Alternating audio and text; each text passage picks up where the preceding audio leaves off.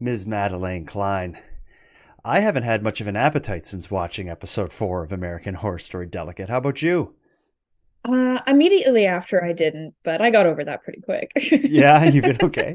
I've been Yeah. having nightmares about eating, like, I don't know, ribs or maybe Ugh. barbecue chicken, anything like that. For people, I've just been so baffled about it. yeah, I guess anyone who's listening to us or watching us we're not spoiling anything. They know what we're talking about, but we'll get to it. I I've been so excited to sit down and discuss this one. I audibly gasped twice, and I'll stop when those parts come about Mhm. and tell you. But yeah, this I think I say this every week, but this is the best one yet.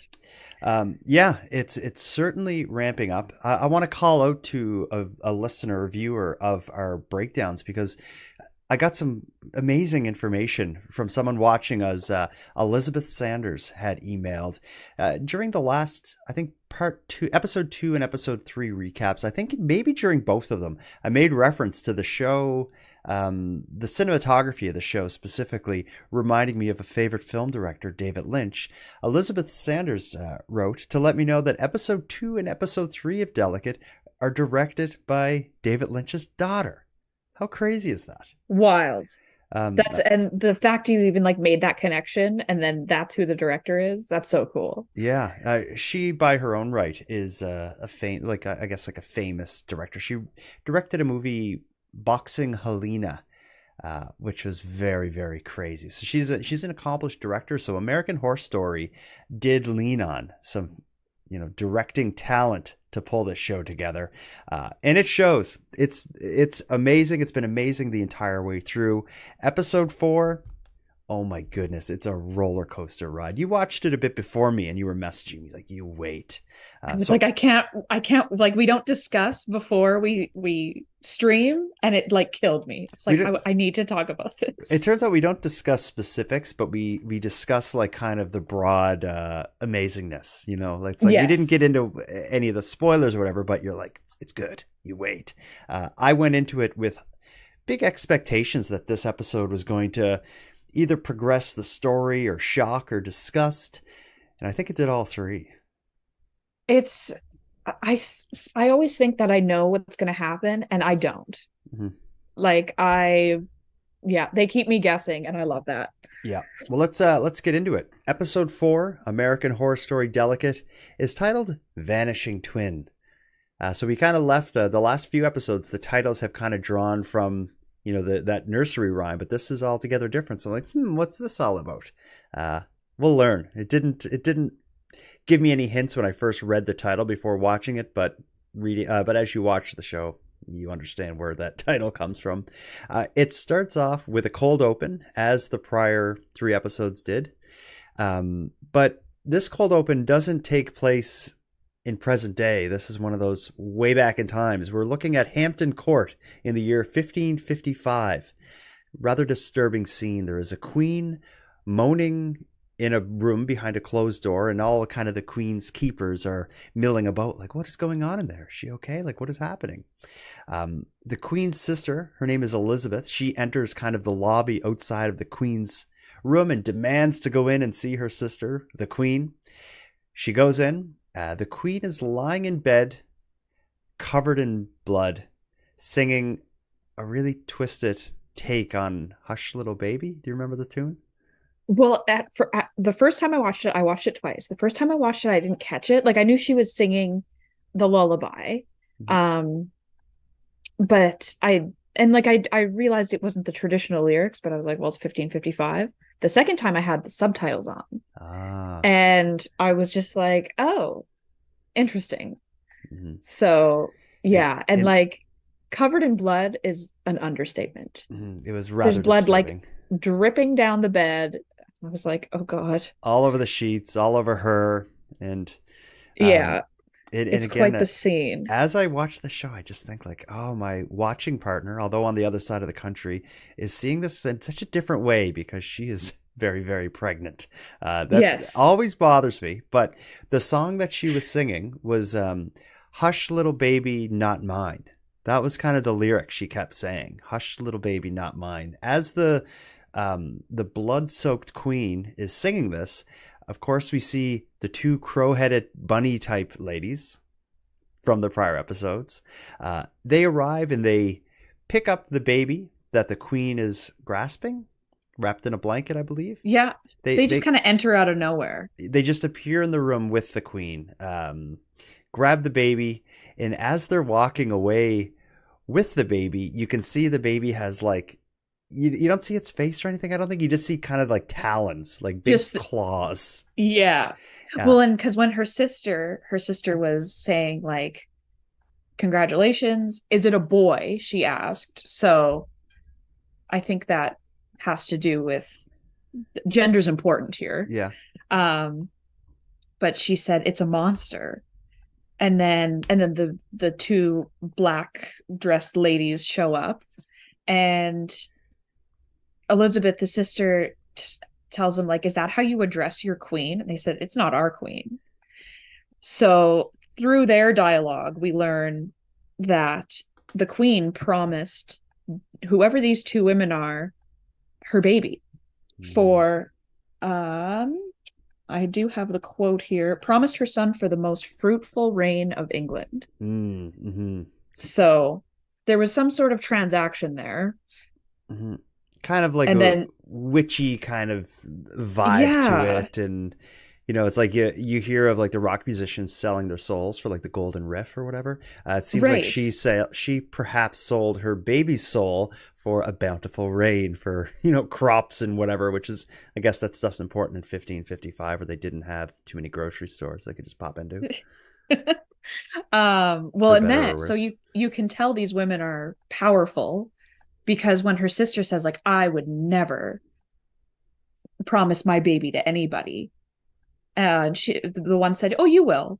And she's like, oh no, I won't. And then she said, then you shall be barren. And then she like grabs her stomach, falls to the ground in pain. So like immediately, yeah. So these two crow-headed bunnies, for lack of a better descriptor, yeah, they are like witches or something, I guess. Something along the lines of. Mm-hmm. As she falls to the ground, squeezing her belly, likely barren from now on.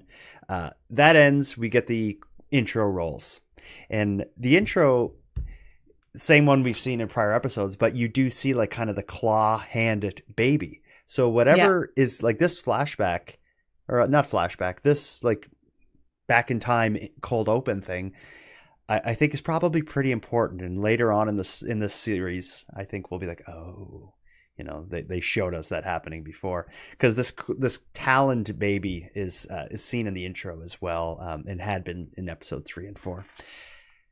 After the intro rolls, we're right back where we left off at the end of episode 3, which is with Anna on the patio of Talia's home, looking over the side of the balcony, looking at the dead and rotting raccoon, with maggots all over it. Except it's a little more disturbing now because she's like blood's like leaking out of her mouth as she's looking down at this bloody raccoon.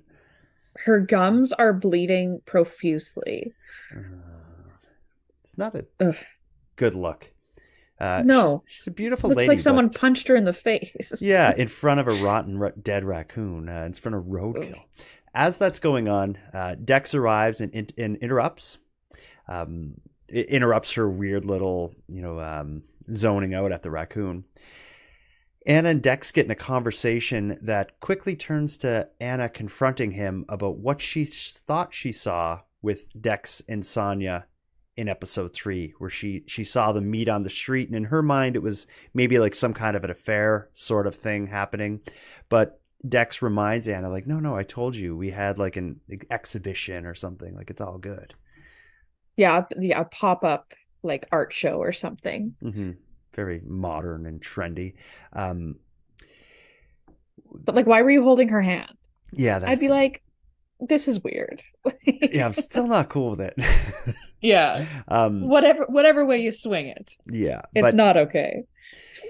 Once they get past the topic of Dex and Sonya's odd professional relationship, maybe Anna tells Dex about another run-in with Miss Preacher. Like, after I saw you and Sonya holding hands and I was upset about that, that lunatic popped up again. And Dex, Kamal saw her too. yes, it's real this time. But Dex is pretty dismissive of that. She's a conspiracy theorist. I'm going to deal with it.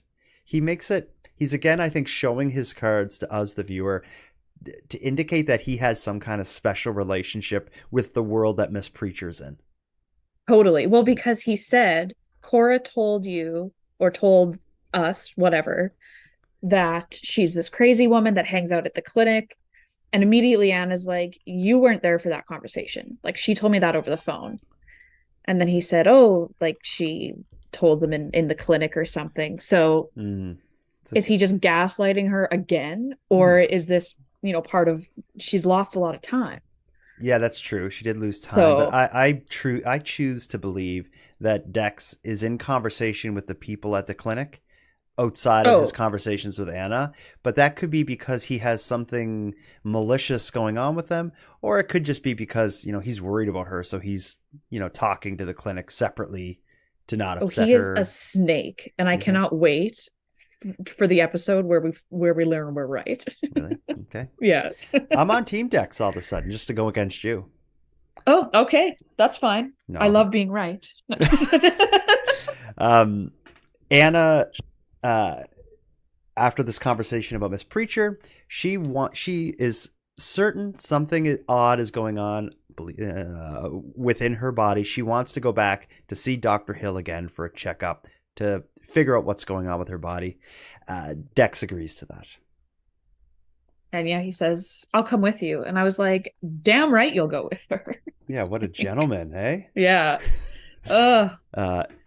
So she agrees. So that's kind of the end of that little exchange between Anna and Dex. The next moment we see is Nicolette re-arrives to the situation. Nicolette is like the housekeeper or host manager. Host manager. Okay. Which, like, what is that? What is that? You know what I think it is? It's like if you have an Airbnb or something, the host manager is maybe the person that like arranges the bookings for you, the owner, because you're just too like rich and busy to deal with it.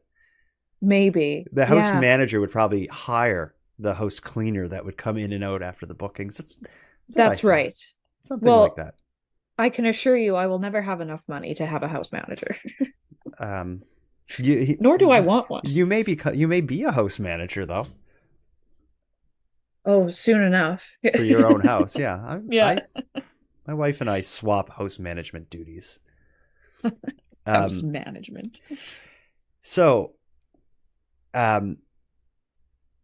remind me that the scene with Nicolette, when Nicolette arrives on the scene, arrives into this episode. What is the context of her arrival? Do you recall what brings her and Anna together for this scene? Well, she notices blood on the floor. She's like, "Are you bleeding?" Yes, that's right. A trail of blood, and you're Anna left as turns around. As the viewer, you're left thinking like, "Oh, it's probably Anna's like bloody gums." That's what I'm thinking when she's finding the blood. But go on, Anna turns around. Anna turns around and she's got, I think it's the towel that she bought at, like the little hooded towel she bought at the drugstore. For the baby, yes. She's got something wrapped in this towel and it's like blood soaked. And Nicolette's like, what's going on here? And Anna says, oh, like I found this dead animal, but I'm not sure it's dead. This dying animal or hurt animal. Yeah, dying animal or something. And oh, it's just so weird. And Nicolette's like, well, it's not moving.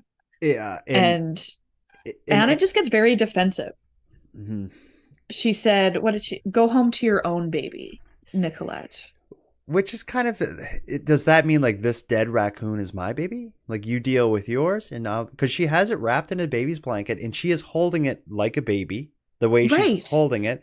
And obviously she's not right in the head, but she was just outside like one scene ago watching worms crawling all over this thing. Like it is a very, very dead raccoon. And it's been dead. This is what's getting me. Like it's not just dead, there's maggots on it. Tons of them. I'm like, this is horrifying. We're getting a lot of raccoon in this episode. Yeah. But just a side note, I don't know if it means anything, but the queen's name was Mary. and Nicolette's baby's name is Mary. I don't know if Oh, there's going to wow. be any sort of connection there, but I picked up on that. I don't know if the writers would put the same name in the same episode that close together, like if there wasn't some kind of connection. Or Right? did they say? Foreshadowing. Well, I guess here's a good bit of evidence. I guess did they say um, the name Mary for Nicolette's baby during this kind of scene? Do you know? Not this episode, but when they when they met for the first time. Okay, I'm just thinking if there was a connection, they'd probably remind us at this point by saying it again. Okay, maybe. Just Anyway, a thought.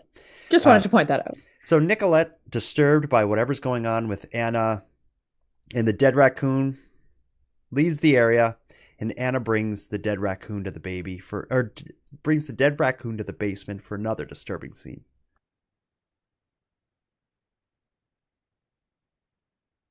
What's that coughing fit?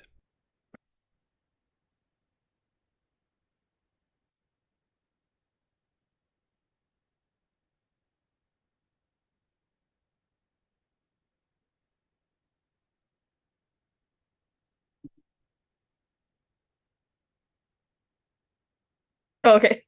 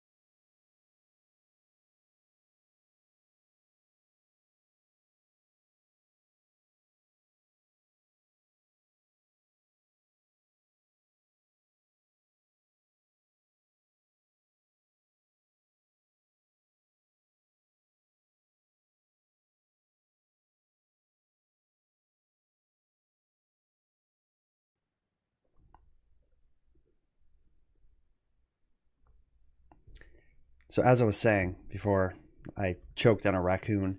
The Nicolette leaves the scene, and Anna takes her baby-like dead raccoon down to the basement where only weird stuff seems to happen in this basement. Walk us through it. She immediately puts the dead raccoon baby into the bassinet with the mobile that just like randomly turned on last Yeah, episode. and this was Talia's stuff in the Right. basement, right? Yeah. And yeah, she places this dead raccoon in the bassinet and kind of tucks it in with whatever she wrapped him in and ugh, Ugh. just weird. And then at this point, I think she hears from the tiny door. She starts hearing those whisper chants. The whisper chanting Satanist oddity. Um, there's also a situation with a black cat. Does Oh yeah. Yeah, a black cat just like comes in through the window. Yeah, the open window in the basement. Yeah. And Unusual. that's like a bad luck sign. All I could think of was why don't these things happen to me? Yeah, you have to coax why the don't orange cats cats just in. waltz into my house? Yeah, no, you have to make a whole production of getting them.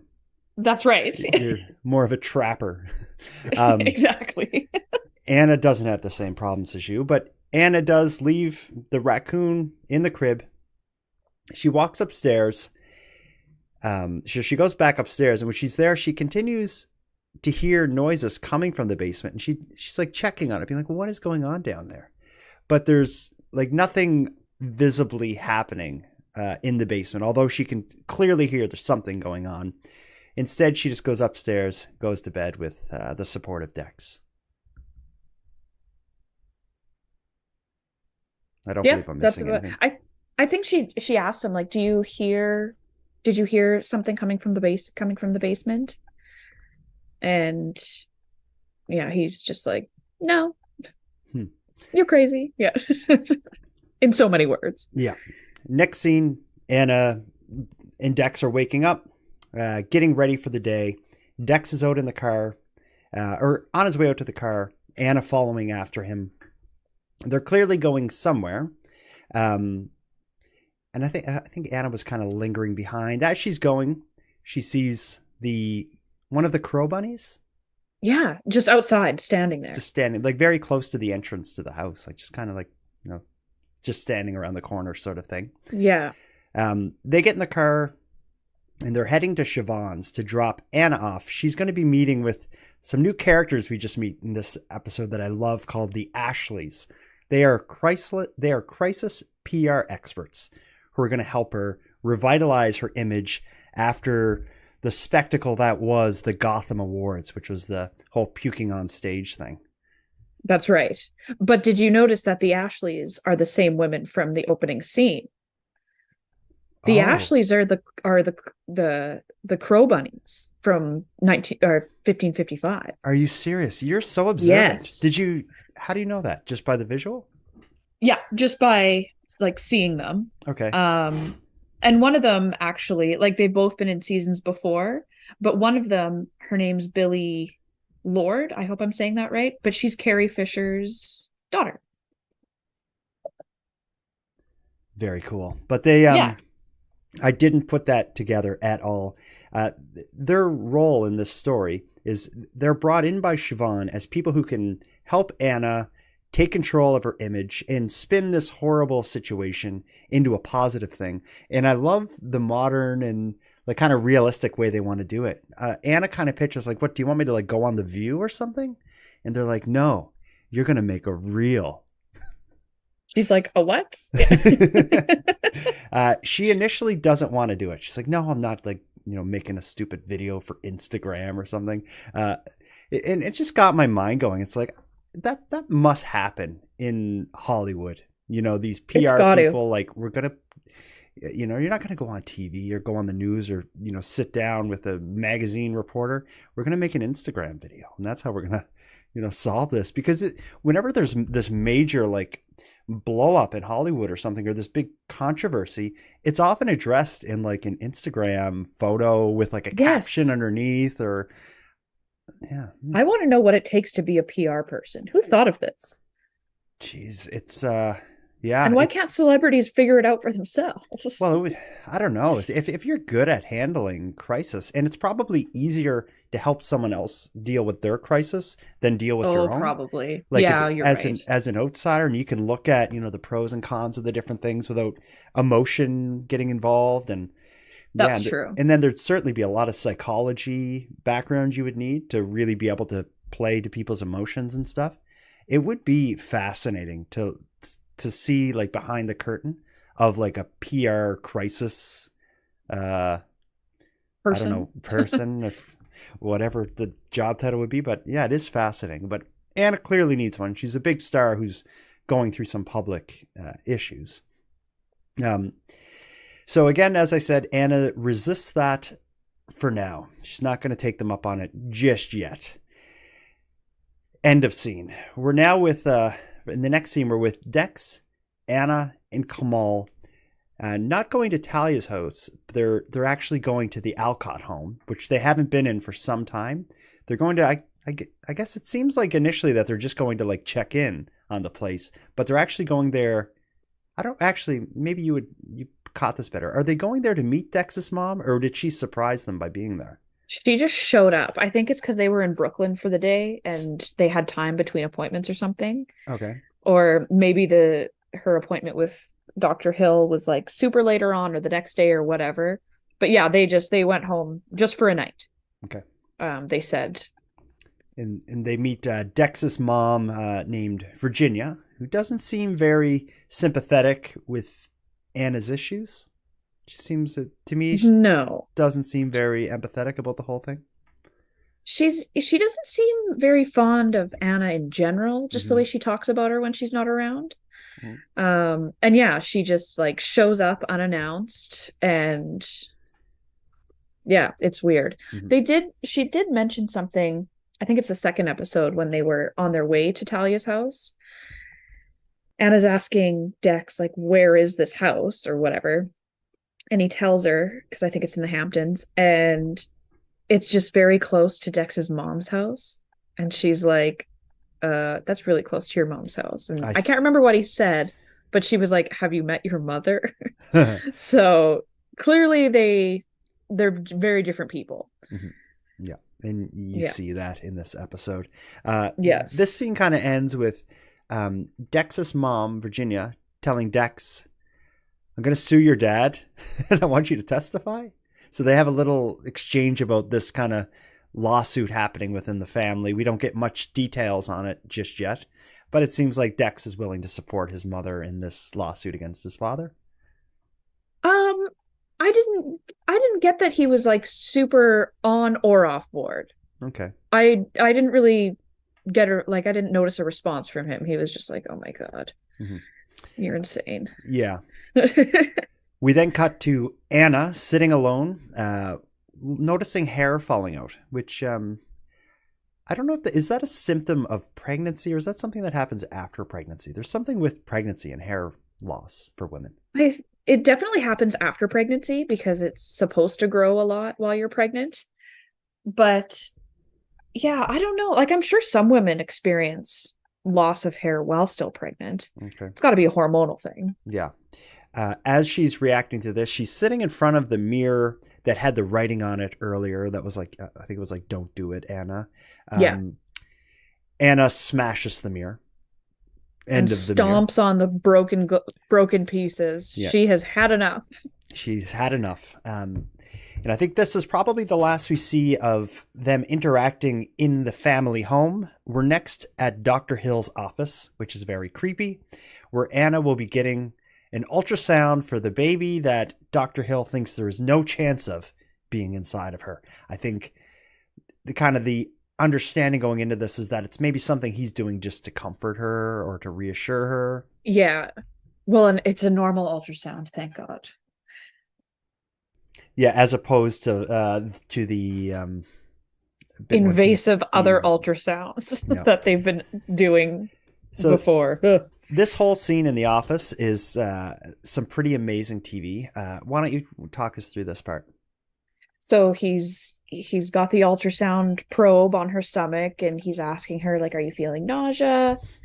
Are your breasts tender? And she's like, yeah, kind of, but like I felt something. I felt something move. I know I felt movement. And just as he's trying to say, like, this is normal, all of a sudden he locates a heartbeat. Yeah, and he's like, oh. And he said, I very rarely say this, but I was wrong. He said, yeah, like there's a heartbeat and you're still pregnant. And although it's very rare, this is probably a vanishing twin syndrome. Syndrome. And the Cole's Notes version of what that is, or like the short version of that is, you can be pregnant with twins and lose one of the twins. So it gives the kind of the look and feel of a miscarriage, but it's one of the two that. Yeah, that's what I got from it. Okay. Is that a real thing? I've never heard of that, but it would kind of make sense, I guess. I think it is. It's a real condition. But he goes, so she was confused. She's like, so you're telling me I was pregnant with twins? And he said, oh, it's very hard to determine multiples before 12 weeks. And I don't know how correct that is. There's either two heartbeats or there's not. Yeah, good point. Yeah, I got an ultrasound at 9 weeks, and I won't lie, I was hoping to see two heartbeats because I think twins are really cool. They are certainly cool, but I wouldn't want to raise them. Jeez, could you imagine? How would you ever get them to sleep. My husband would have passed out Yeah. right in the ultrasound room. They're just like, see ya. Yeah. um, But yeah, and they're like my 9-week ultrasound, there was a very clear heartbeat on the screen. So I'm not sure how you could miss two, but I'm not an ultrasound tech. certainly. So that's where, and again, this is where the episode title comes from, Vanishing Twin. Right. So they leave the office. Dex appears to be happy with the news that they are still expecting. As they leave, they see the young woman in black smoking, but we get like a better look at her this time. And it's very clear that it's the nurse who gave the invasive ultrasound. Nurse Ivy. Yeah, Yeah. exactly. So we get a good enough look to see like, okay, that's who this is. Dex sees her as well, right? Or does Dex see her, or does Anna say there she is and Dex chases Just after her? Anna. Yeah, okay. Anna said, do you see that woman? And then I think Dex goes and investigates and is like, there's no one there. Yeah, he just kind of runs around the corner or something, and it's yeah. Gave it the old left, right, and was like, no one's there. I have to comment on the lighting here, though. They're in an underground parking garage in this scene. The parking garage is like lit neutral light, like it's kind of, a yellowish light throughout the whole parking garage, as there would be. But there's this one dark corner that, for whatever reason, is lit in red. And this is where she's standing. Like, did you see that weird lady in the creepy dark red corner? But he runs over, doesn't find her. They get in the car and go home. Before we get to follow them, we have one of our first sex scenes, I believe. We see Kim Kardashian just completing lovemaking with the slimeball director, Hamish. This is one of the scenes I audibly gasped at. Just the fact that they were together? Yes, well, because she holds such a disdain for him, as she's said before. Yeah. Or like at the dinner at the Gotham Awards, she said, like, I don't even know this asshole. Yeah, she does. But you do. Well, but it's but don't be confused by their situation. There was it was lovemaking by definition, I suppose, but there was nothing romantic about it. They make it very clear that Kim Kardashian, Siobhan, makes it very clear that it is just transactional sex. Although Hamish certainly has feelings for her, she's like, no. And like, he even drops the L word. Yeah, he loves her. And she's like, no. And this is a transaction. She's so mean to him. Yeah, well. She is not nice, but yeah. And she says, there's nothing wrong with little transactional sex or transactional anything. And I think that's also foreshadowing, because what we saw at the beginning of the episode was also a transaction. Yes. So, yeah, something's... Well, and then she said, oh, and I caught you on whatever interview you did. And when they asked you how you came up with the idea for the auteur, and you said, it just came to me, like you sounded even dumber than you usually do, or something like that. Yeah, so she must be feeding him, ideas and, whatever.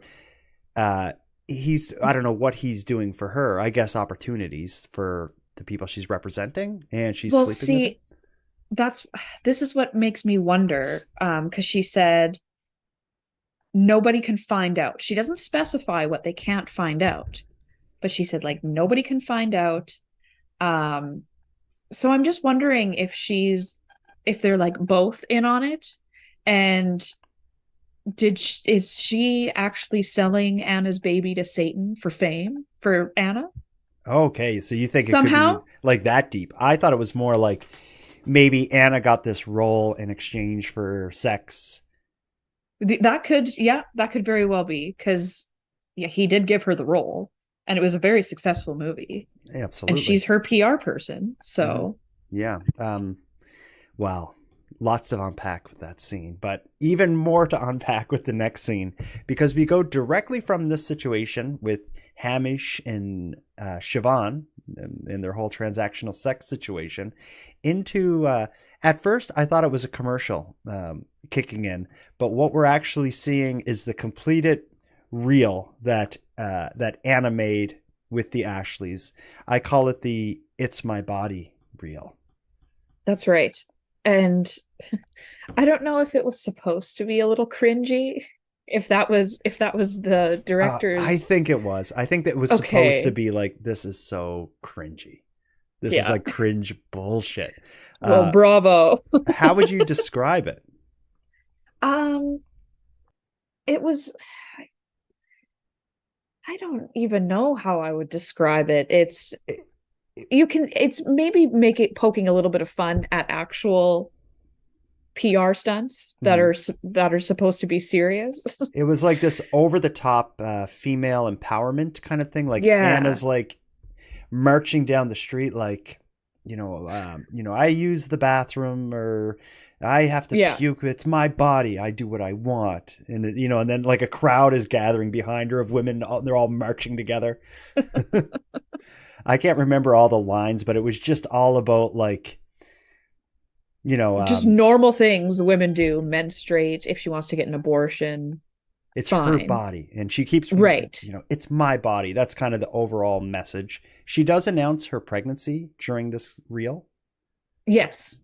And this is where I'm a little confused because she was like, I don't know who she's addressing, but she said like whoever, like the media, like you made me feel bad for vomiting in public at the award show. And I was like, oh, I thought that was all part of like her dream. Okay, no, I think that part really happened. Okay, because yeah, I thought she just like passed out in the bathroom and that was that. And then she dreamed everything else up. Oh no, I think she puked on stage and passed out.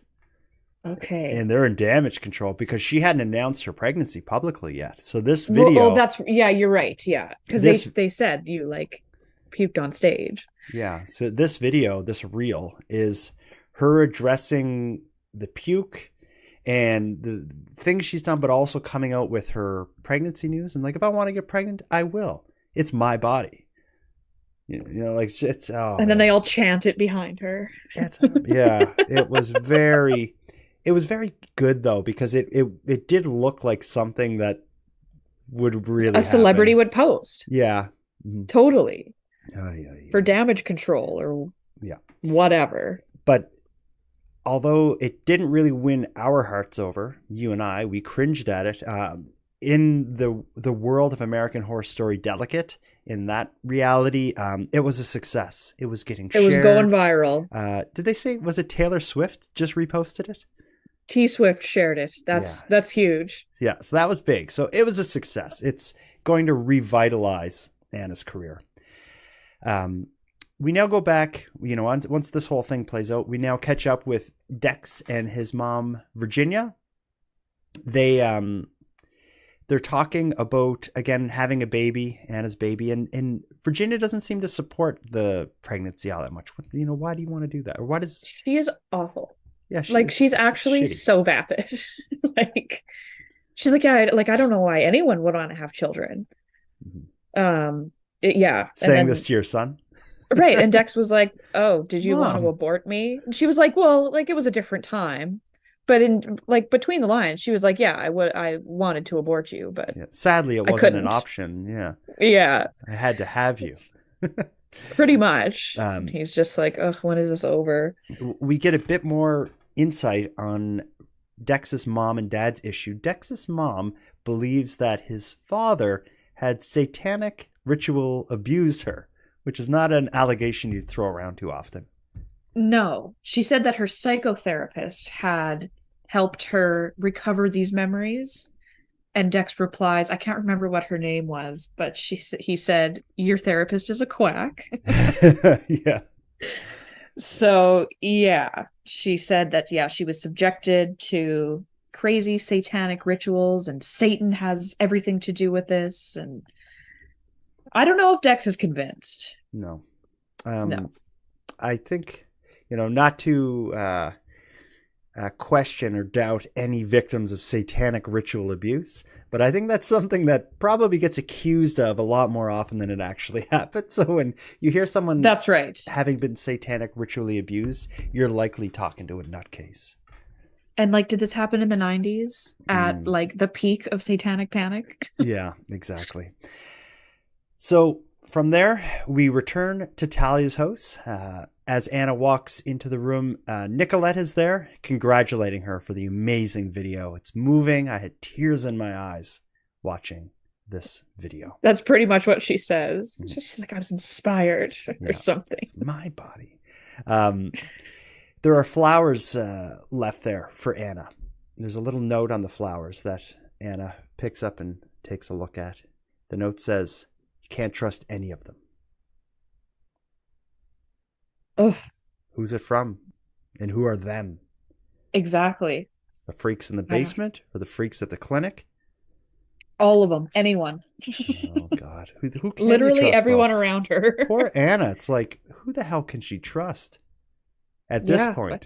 Even Nicolette's weird. Like, in she's the past, certainly weird. She's past episodes, she's like leering behind Anna, just like gawking at her, all weird like. Yeah. Anna really has an uphill battle for feeling safe at this point in the series. But I think hopefully it'll start to reveal itself soon, because it's hard to watch a pregnant woman get just like harassed from every direction at this point. Exactly, like she's totally alone in this, and she doesn't know who she can trust, even her own husband. And it's rough. It's got to be rough. So from here, we get a reoccurring scene. One of the most common scenes in the series is Anna awake in bed with Dex asleep next to her. We have that again. Anna's awake, Dex is asleep, and she hears a scratching sound. And she does what everyone shouldn't do. She goes out and investigates. What is this scratching, tapping? She walks into the kitchen, and it seems to be kind of coming from the fridge, but the sound just sort of stops. She opens the drawer, the knife, cutlery drawer, I guess we'll call it. And she sees that picture where it's Dex and his ex. She looks at the picture, and Dex's ex's face kind of morphs into Sonya's. Is that what I see? Well, it's the same actress that plays both characters, and just the hair color changes. You're so good at that. I had no idea. Yeah. So in the photo, originally his ex has like short blonde hair. Yeah. And then it changes into the kind of medium dark bob that Sonya has. Okay. Yeah. From there, Anna gets a case of the pregnancy cravings. It seems like she's craving ice cream and pickles, which coincidentally is like the only thing in the fridge. And like lined up, eye level. I don't know why ice cream was in the fridge, but regardless, it's there. Anna takes it out. She sits on the floor with the ice cream and the pickles, and she's dipping the pickles in the ice cream. She's just killing it. She devours them. The pickles look really good. Like the ice cream looks good, but I was like, those pickles look especially good. Well, and there was a lot of like sound, like crunching on the pickles, the snapping. She was just pigging out. I feel her. I feel her. And then as she's getting to the bottom of her pickle jar and her ice cream container, she starts to hear the sound again. This time more obviously coming from the basement. She goes down to investigate. And what does she find but whisper chants coming from the weird door? The tiny, what did I put? The whisper chanting from the tiny door. Yeah, well, that's what it is. It's like the crawl entrance to the crawl space or something. She tries to open. She jiggles it a bit. She can't get it open. So she does the next best thing, which is lay in front of it and go to sleep. Well, I thought she was she was really trying to pull it open. And I don't know what happened. Like she flies back. Mm-hmm. I don't know if she hits her head or what. But yeah, she just kind of like lays on the floor. Like, I don't know if she passes out or gets knocked out or what. Yeah, or just exhaustion or something. I kind of got the impression she just wanted to go to sleep. But maybe not. Because she has done that before. Yeah, exactly. So she sleeps there for an indeterminate amount of time. She wakes up in the basement. And I don't want to talk about the rest of this scene. Maybe you can do this. Okay. Because it's all downhill from here. So this is the other scene that made me like audibly gasp. So she comes to and she looks at the bassinet and she goes to check on her dead baby raccoon. And as she does this, she gets a notification on her phone that the Golden Globe nominees have been announced or are being announced. So she opens this. It's got to be like a live stream or a video or something. So she opens the video and puts the phone back into her pocket. So as she's listening to all the nominees, and she's one of them, she picks the dead raccoon up, and I thought she would just like cradle it, but she picks this raccoon up and takes a bite out of it and starts eating the rotting raccoon. And not little bites. Like these are like big, heavy bites, like she's eating barbecued ribs or something. Yes. Yeah, it's like all over her mouth. And I was just like, credits don't roll. This can't be the end. But it is. It is the end. So what the hell does this mean? I have no idea. I can't even, like, is she going crazy? Is she possessed? Is she I don't know. I have no idea. But let me tell you, I did not see that coming. I didn't see it coming either. I don't know if there's symbolism or what there is, but I don't get it. It was shocking. Yeah, and then as she's being nominated for a Golden Globe, which that was like the goal, the right? big deal. Yeah, absolutely. Yeah. So she was getting this great news. Was it excitement over the news that led her to bite into the rotten raccoon? Is she hungry, or is there some kind of like, I think, passion kind of thing happening? Because she did seem like, I think she's losing it. Like she was compelled to do it. Right. And yeah, even just picking this dead raccoon up at the beginning, I was like, oh no, she's spiraling. Something's happening. I don't know where it's going to go from here. Well, I'm like, you're pregnant. Why are you eating that? Yeah, it can't be. That can't be good. rotting raccoon. On top of pickles and ice cream? Oh. It's going to have horrible indigestion. Yeah. Take some Tums, girl. This episode 4, it progressed the plot somewhat in that it's now on the table that she's pregnant. Like that's happening again. But as far as like the rest of the story happening around her, there hasn't been much development. She's pregnant and that's on the table. She's losing her mind to the point that she's eating a rotten animal. But I don't think we've seen much else. Like in this episode, I don't know what else we would have seen. The cold open with the back in time thing, that's probably going to be important. I think Siobhan and Hamish sleeping together is going to be something big. Okay. That means something. Yeah. Because, what does he have to do to get with Siobhan? Right. But like we can't tell. I understand maybe beauty is only skin deep. Yeah. But he maybe he's hugely successful and it's kind of like this Harvey Weinstein kind of thing. Oh, maybe. Yeah, he is. That could be true, but Siobhan's also successful. Yeah, that's true. So what could she possibly want from him? Harvey Weinstein was preying on successful actresses, wasn't he? True. Yeah. Well, he wasn't a director. He was like a producer, like the money guy or something. I don't know. I wonder if that's what they're getting at, but maybe. Yeah. Anyway, this episode will be remembered by me purely for the scenes relating to the dead raccoon. That was nuts. It was so left field for me. It's just like, oh my God, if you would have given me a million guesses, I would have never gotten this. Yeah. Well, I didn't think we'd see the dead raccoon again. I thought it was just put in the end of episode 3 as, Anna's just out there looking at this gross thing. And at the end of episode 3, I was like, why is she so concerned with this dead raccoon?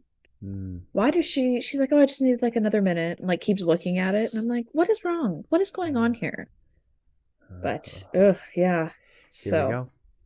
Well, I guess we'll see. Any predictions or anything come out of this that's going to change the way you feel about how this onion unfolds? I don't know. I know we only have one episode left until the end of part 1. That sucks. And I know. And they are going to leave us on such a cliffhanger. And I might have to write an angry letter. You should. Who would you write it to? Do you even know anything Ryan Murphy? I guess, yeah. I'm surprised they're ending it now because this next week is still the week before Halloween. You think they would have tried to bring this right to Halloween? because they usually do. They usually have like a special Halloween episode. Yeah. But maybe that's close enough, and it'll be. I hope it's like an hour and a half. Yeah. Well, maybe like a full hour, not counting commercials. Yeah, this was a shorter episode. I think this was just over 40 minutes. Okay, I think average is about 40. Okay. It'd be an hour on regular TV. Yeah, that makes sense. But yeah, I think they're gonna have we're gonna end part one with a bang, but it'll be a cliffhanger. Yeah, And certainly. I am just I have no choice but to wait, but it's gonna kill me. Yeah. I hope waiting for part two. I hope in the next episode we learn more about Miss Preacher. Yeah. Yeah, so they have to tie some ends up. Yeah. Before we get on to part two, or right? at least start to connect them. Like, it would be great if we get Anna and Miss Preacher in the same room or something, even like just to get something starting. But yeah, give her more lines. Yeah. But yeah, at this point, 4 episodes in, I am loving this show. Me too. It's like I really like all the seasons, but this one, oh, it's so good. Chef's kiss. Let's exactly. The writing is just great. All right. Well, we'll be here next week talking about episode 5. And I look forward to it. Oh, I can't wait. All right. Thank you for joining us, everyone. Bye, guys. And we will watch the next episode together from our respective couches. Bye-bye.